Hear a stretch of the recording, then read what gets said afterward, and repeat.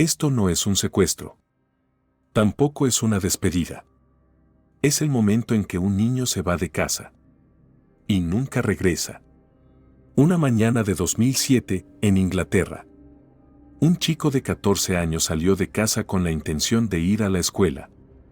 No llevaba uniforme. Llevaba una mochila. Pero su destino no era la escuela. Ese día, Andrew Gosden fue a la estación de tren. Compró un billete de ida. Y frente a las cámaras, salió tranquilamente de la estación. Desde ese momento, Andrew nunca fue visto de nuevo. Hoy, cuando analizamos este caso, todos se hacen la misma pregunta. ¿Por qué se fue? Pero la verdadera pregunta es, ¿cómo nadie lo detuvo? Para seguir descubriendo este tipo de casos reales juntos, solo tienen que darle a me gusta al video y estar atentos. Detective Álvarez, ahora. Regresemos a aquella mañana en que todo empezó. 14 de septiembre de 2007. Doncaster, Inglaterra. Temprano por la mañana. Andrew Gosden salió de la casa donde vivía con su familia. Como de costumbre, tenía que ir a la escuela. Pero algo era diferente ese día. Andrew no llevaba puesto el uniforme escolar. Esta sería la primera rareza que su familia notaría más tarde. Andrew no era un niño introvertido. Pero tampoco era particularmente hablador. Era inteligente, tranquilo y prefería no llamar la atención. Le iba bien en la escuela. Especialmente en matemáticas. No tenía ningún problema grave con su familia. Es decir, visto desde fuera. No parecía haber una razón clara para que se escapara de casa. Después de salir de casa esa mañana, Andrew fue directamente a la estación de tren. Las grabaciones de las cámaras lo muestran claramente. En la estación compró un billete de ida. Destino, Londres. No pidió billete de regreso. El empleado le preguntó si quería un billete de vuelta. Andrew lo rechazó. Este detalle ocupa un lugar crítico en el expediente, porque indicaba que Andrew podría no haber planeado regresar ese día.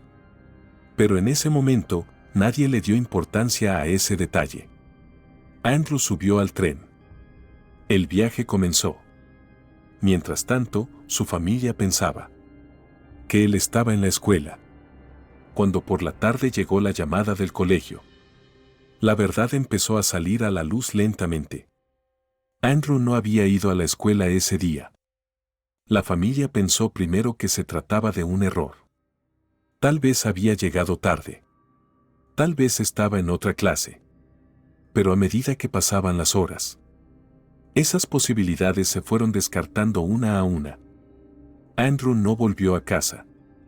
No tenía teléfono. No era posible llamarlo. En ese punto, la familia avisó a la policía. Cuando comenzó la investigación, la primera suposición fue sencilla. Puede que se haya escapado de casa. Pero a medida que el expediente se profundizaba, esa suposición empezó a resquebrajarse. El dinero que Andrew llevaba consigo era limitado. No había comprado ropa. No había llevado objetos adicionales. Al salir de casa, se había despedido como siempre. Es decir, no había una prisa de huida. Solo una partida silenciosa. Y ese silencio era la parte más inquietante del expediente. Para la policía, las primeras horas suelen marcar la dirección. En el caso de Andrew Gosden, ocurrió lo mismo. Al principio, la investigación se trató como una huida juvenil clásica. Porque que un niño de 14 años subiera solo a un tren no era habitual para los adultos, pero tampoco imposible. Además, Andrew llevaba dinero en efectivo. Unas semanas antes, su familia le había dado dinero por su cumpleaños. Ese dinero era suficiente para comprar el billete de tren. Sin embargo, para la policía, esta situación fue interpretada no como un plan, sino como una decisión impulsiva.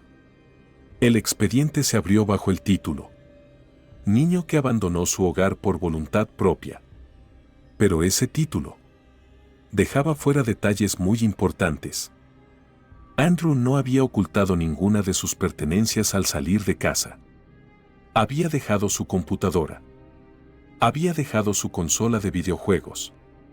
Sus objetos favoritos estaban en su lugar.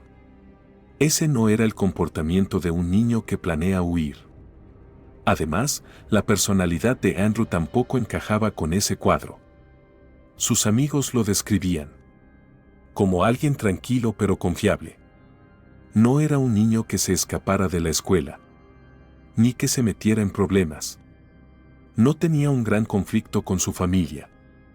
No había habido discusiones en casa. Aquella mañana no había discutido con nadie. La salida de Andrew de casa parecía una mañana escolar común. Sin embargo, ese día había otro detalle pequeño pero crítico. Andrew había elegido ir a la estación de tren en lugar de ir a la escuela. Fue un cambio de dirección consciente. Es decir, esa mañana Andrew tenía un plan. Pero ¿cuál era ese plan? Todavía se desconoce. En las grabaciones de las cámaras, el rostro de Andrew estaba sereno. No había nerviosismo. No había prisa. No miraba a su alrededor. Parecía seguro de a dónde iba. Esto dio lugar a una nueva pregunta en el expediente. ¿Andrew iba a encontrarse con alguien en Londres?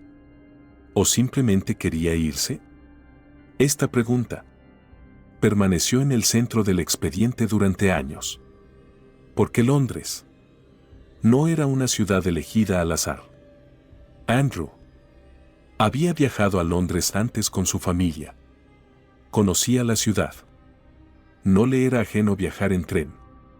Esto hacía pensar que el viaje no había sido una casualidad. Pero en este punto, todavía había una sola verdad clara. Andrew Gosden bajó de ese tren. Y en Londres, las cámaras lo grabaron una vez más. Pero esa imagen sería el último momento claro de este expediente. Después de ese instante, el rastro de Andrew se perdió. No hubo mensajes. No hubo testigos. No hubo explicaciones. Solo una línea de tiempo incompleta. Y esa línea de tiempo plantearía preguntas mucho más inquietantes. En las partes siguientes, para la policía, las primeras horas suelen marcar la dirección. En el caso de Andrew Gosden ocurrió lo mismo. Al principio, la investigación se trató como una huida juvenil clásica. Porque que un niño de 14 años subiera solo a un tren no era habitual para los adultos, pero tampoco imposible. Además, Andrew llevaba dinero en efectivo. Unas semanas antes, su familia le había dado dinero por su cumpleaños. Ese dinero era suficiente para comprar el billete de tren. Sin embargo, para la policía, esta situación fue interpretada no como un plan, sino como una decisión impulsiva. El expediente se abrió bajo el título Niño que abandonó su hogar por voluntad propia.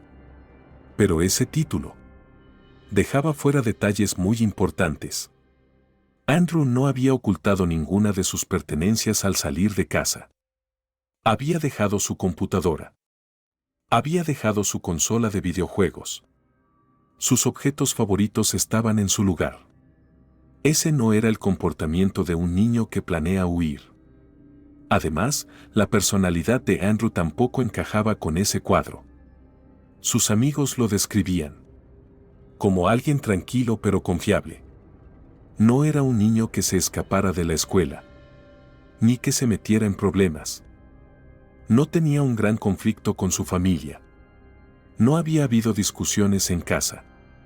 Aquella mañana no había discutido con nadie. La salida de Andrew de casa Parecía una mañana escolar común. Sin embargo, ese día había otro detalle pequeño pero crítico. Andrew había elegido ir a la estación de tren en lugar de ir a la escuela.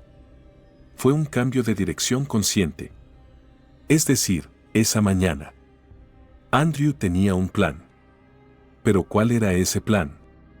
Todavía se desconoce. En las grabaciones de las cámaras, el rostro de Andrew estaba sereno. No había nerviosismo. No había prisa. No miraba a su alrededor. Parecía seguro de a dónde iba. Esto dio lugar a una nueva pregunta en el expediente. ¿Andrew iba a encontrarse con alguien en Londres? ¿O simplemente quería irse? Esta pregunta permaneció en el centro del expediente durante años. ¿Por qué Londres? No era una ciudad elegida al azar. Andrew había viajado a Londres antes con su familia. Conocía la ciudad. No le era ajeno viajar en tren. Esto hacía pensar que el viaje no había sido una casualidad. Pero en este punto, todavía había una sola verdad clara. Andrew Gosden bajó de ese tren. Y en Londres, las cámaras lo grabaron una vez más. Pero esa imagen sería el último momento claro de este expediente. Después de ese instante, el rastro de Andrew se perdió. No hubo mensajes. No hubo testigos. No hubo explicaciones. Solo una línea de tiempo incompleta. Y esa línea de tiempo plantearía preguntas mucho más inquietantes. En las partes siguientes, el viaje en tren de Andrew Gosden duró aproximadamente 2 horas. Durante ese tiempo, no existe un registro definitivo de lo que ocurrió en el tren. Sin embargo, al final del viaje, sabemos que Andrew llegó a Londres, porque las cámaras de la estación King's Cross de Londres lo grabaron bajando del tren. Esa imagen fue el segundo y más crítico momento claro del expediente. Andrew estaba solo en la estación. No había ningún adulto con él. No parecía haber nadie esperándolo. Caminaba entre la multitud, con pasos tranquilos. Su ropa no había cambiado. Su mochila seguía en su espalda. Y su expresión era la misma que en las primeras imágenes. Sin nervios. Sin prisa. Como si supiera exactamente a dónde iba. Cuando estas imágenes fueron analizadas, una verdad quedó clara para la policía. Andrew había llegado a Londres por voluntad propia. Pero lo que hizo después de llegar a Londres era completamente desconocido. Después de salir de la estación, el rastro de Andrew se desvanecía. A partir de ese punto, las grabaciones de las cámaras se quedaban en silencio. Porque fuera de la estación, la cobertura de cámaras en esos años era limitada. Esto creó el primer gran vacío del expediente. Para la policía, ya existía una línea de tiempo. Pero el centro de esa línea estaba vacío. Se conocía la hora de llegada de Andrew a Londres. Pero los minutos posteriores estaban completamente en la oscuridad. En esta etapa, la investigación se dividió en 2. La primera posibilidad era esta. Andrew iba a encontrarse con alguien que conocía en Londres. La segunda posibilidad era más inquietante. Andrew no iba a encontrarse con nadie. Simplemente había elegido estar allí. Esta segunda posibilidad hizo el expediente aún más complejo. Porque en ese caso, no existía un contacto que guiara sus pasos. La falta de teléfono de Andrew dificultó enormemente la investigación. No había registros de llamadas. No había mensajes. No había información de ubicación. Esto hacía a Andrew digitalmente invisible.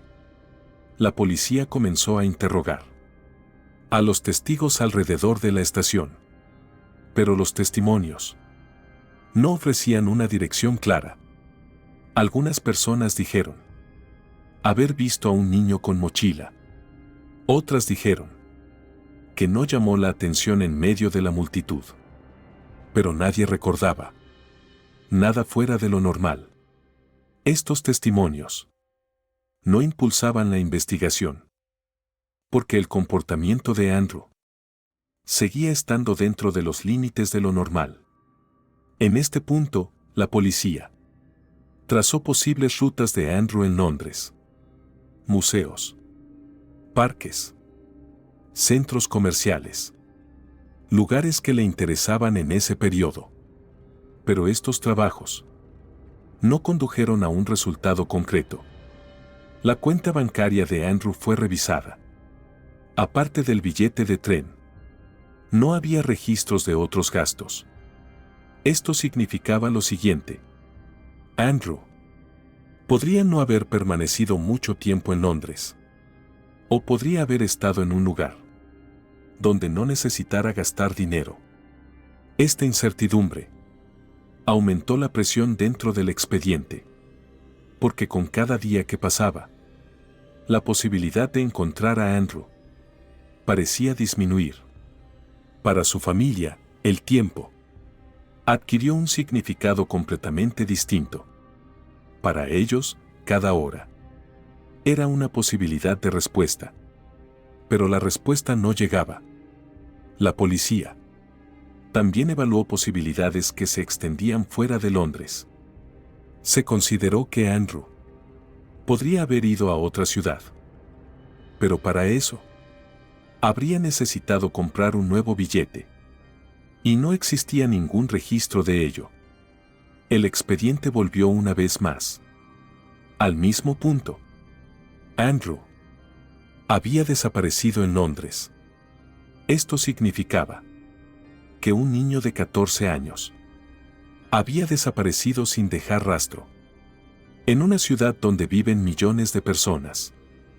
En esta etapa, la investigación ya no podía avanzar con métodos clásicos, porque no había una escena del crimen, no había testigos, no había señales de violencia, solo una última grabación de cámara. Y en esa grabación, nada parecía fuera de lugar. Pero precisamente eso era lo que hacía el expediente tan inquietante.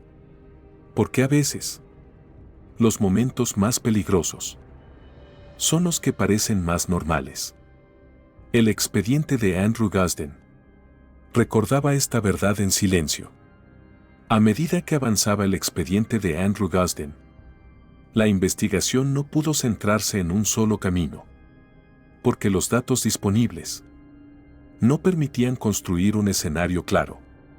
Por esta razón, la policía tuvo que llevar el expediente a través de múltiples posibilidades.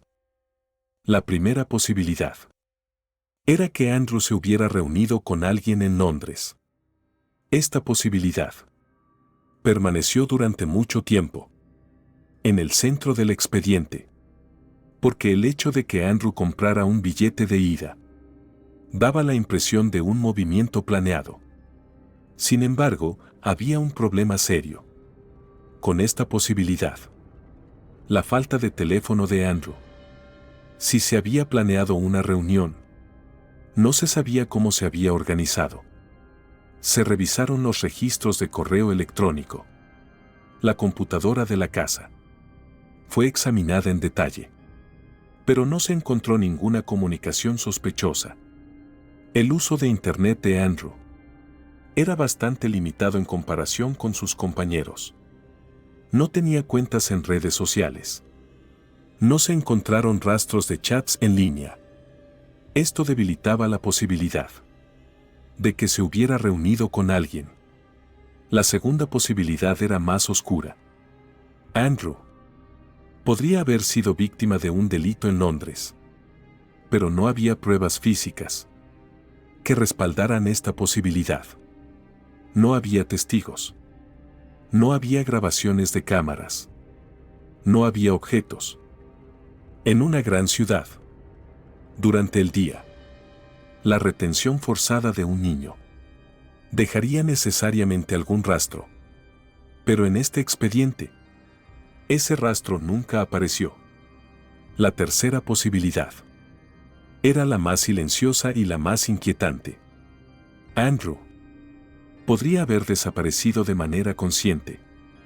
Esta posibilidad se convirtió en uno de los temas más debatidos públicamente, porque el comportamiento de Andrew no transmitía pánico, sino determinación. Su actitud en la estación de tren, su calma al comprar el billete, su caminar captado por las cámaras. Ninguno de estos gestos parecía pertenecer a un niño asustado. Sin embargo, esta posibilidad también generaba otras preguntas. ¿Cómo podía un niño de 14 años desaparecer por completo, sin realizar ningún tipo de preparación? ¿Por qué no llevó más dinero? ¿Por qué no llevó ropa de repuesto? ¿Por qué no dejó ningún rastro atrás? Estas preguntas también debilitaban esta posibilidad. Y ese era el punto más difícil para la policía. Cada posibilidad se desmoronaba frente a otra. El expediente se bloqueaba constantemente a sí mismo. Con el paso de los años, los métodos de investigación cambiaron. Nuevas tecnologías entraron en juego. Las grabaciones de cámaras fueron analizadas de nuevo. Se buscó un detalle que no se hubiera notado antes. Pero el resultado no cambió. La última imagen de Andrew en Londres seguía siendo el último momento claro del expediente. A partir de ese punto, el expediente se volvió más pesado. Bajo el efecto del tiempo, la memoria de los testigos se debilitó. Quienes creían recordar algo retiraron sus declaraciones. No estoy seguro. Puede que me haya equivocado. No lo recuerdo bien. Estas frases se multiplicaron dentro del expediente, y cada una de ellas ralentizó un poco más la investigación. El expediente de Andrew Guzden ya no era solo un caso de desaparición. Era una pregunta sobre si es posible desaparecer sin dejar rastro. En el mundo moderno, en una era de cámaras, en un tiempo de transporte registrado, y en una ciudad donde viven millones de personas, este expediente nos enfrentaba a una verdad inquietante. A veces una persona no desaparece porque fue secuestrada, sino porque no fue notada. Y a veces, las desapariciones más silenciosas plantean las preguntas más fuertes. El expediente de Andrew Guzden hacía exactamente eso. No ofrecía respuestas. Incomodaba. Y esa incomodidad era la razón principal por la que el expediente seguía abierto. El expediente de Andrew Guzden sigue oficialmente abierto. No fue declarado muerto. No fue encontrado. A lo largo de los años, el expediente fue transferido a diferentes unidades. Llegaron nuevos detectives. Se hablaron de nuevas posibilidades. Pero el cuadro básico nunca cambió. Un niño que sale de casa una mañana. Y que esa mañana se convierte en el último momento claro de su vida. Para su familia, el tiempo fluye de manera diferente en este expediente. Para ellos, Andrew no es un niño que desapareció a los 14 años. Para ellos, Andrew es alguien que todavía podría cruzar la puerta algún día. Por esta razón, el expediente no solo permanece abierto en los registros oficiales, sino también en las mentes. A lo largo de los años, se produjeron muchas teorías sobre el expediente. Algunas eran esperanzadoras, otras completamente oscuras. Pero ninguna de esas teorías pudo ser respaldada con pruebas definitivas. Esto distinguió el expediente de Andrew Guzden de un caso de desaparición ordinario, porque aquí no había una falta de respuestas, sino una falta de explicaciones. No sabemos por qué Andrew se fue, pero sabemos cómo se fue. En silencio, sin alarmar a nadie, sin levantar sospechas. Y tal vez por eso, este expediente resulta tan inquietante, porque creemos que en el mundo moderno, todo queda registrado. Cámaras, billetes, horarios. Pero este expediente demuestra que los registros no explican todo. A veces una persona no desaparece porque no deja rastros, sino porque sus rastros no fueron notados. En la última imagen de Andrew Guzden, no hay miedo en su rostro. No hay sensación de huida. Solo hay un niño caminando. Y esa imagen, a pesar de los años transcurridos, sigue planteando la misma pregunta. Cuando algo estaba mal, ¿por qué todo parecía normal? Tal vez la verdadera respuesta de este expediente no esté en donde está Andrew, sino en aquello que nosotros llamamos normal. Porque a veces, los mayores peligros no gritan. Pasan silenciosamente a nuestro lado. El expediente de Andrew Guzden no se cierra por esta razón. Porque este expediente no solo cuenta la desaparición de un niño, sino el precio de los momentos no advertidos. Y algunos expedientes, aunque se cierren oficialmente, permanecen abiertos en nuestra mente.